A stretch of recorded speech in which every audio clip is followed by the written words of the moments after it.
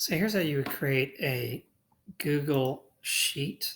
You're going to click on the plus sign. Once again, you're going to go to Google Sheets. That's where it's kind of a spreadsheet or Excel sheet that you would find on your computer. And we'll just create a blank spreadsheet here. I am not as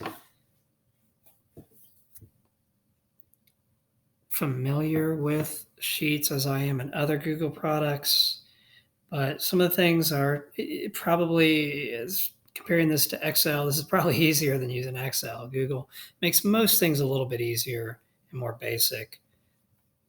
Up here, you're going to have your title, whatever you want to title it. So let's say we're going to compare dogs.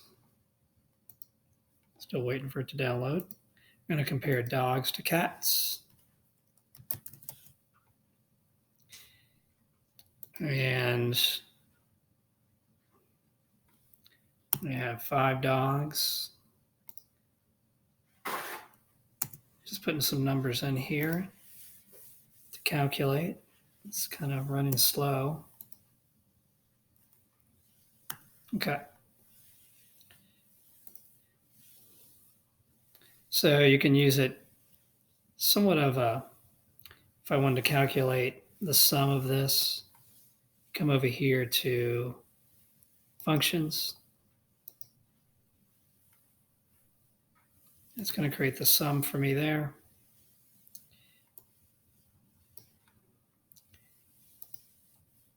Do that one more time. And so we have some numbers here to work with. And if you want to graph this, I'm going to highlight what I want to graph. Come over here to insert chart. You can use different charts.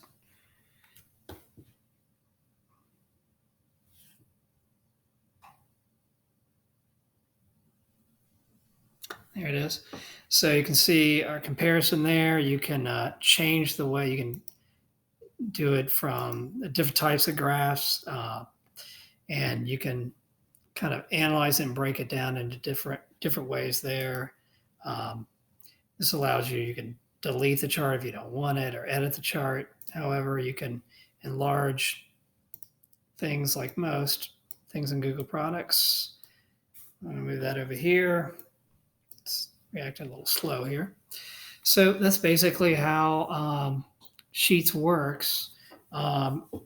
You may be familiar with Sheets when you get data from students, from tests, quizzes, and so forth, and it'll be broken down into sheets as well. You can move columns and calculate columns, once you highlight them in Sheets.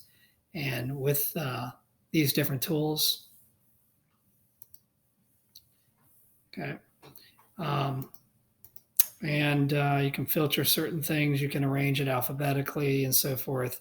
I do that a lot with students when once I get their data in, I then recategorize students' data before I put it into Infinite Campus, alphabetizing it, putting it into hours and so forth. And you can do that all in Sheets. So that's Google Sheets.